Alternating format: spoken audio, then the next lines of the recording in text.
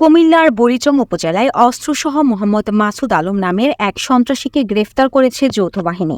সোমবার ১৬ সেপ্টেম্বর দুপুরে উপজেলার নোয়াপাড়া এলাকা থেকে তাকে গ্রেফতার করা হয়।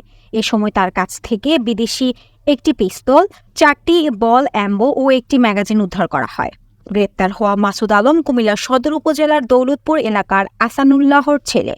যৌথ বাহিনীর সূত্র জানায়, গত ৮ সেপ্টেম্বর হতে যৌথ বাহিনীর নেতৃত্বে ৪-৫ আগস্ট কুমিল্লার বিভিন্ন স্থানে আন্দোলনরত নিরীহ ছাত্র জনতার ওপর আক্রমণকারী সন্ত্রাসী সহ সকল অস্ত্রধারী সন্ত্রাসী আটক এবং অবৈধ অস্ত্র উদ্ধার অভিযান চলমান রয়েছে।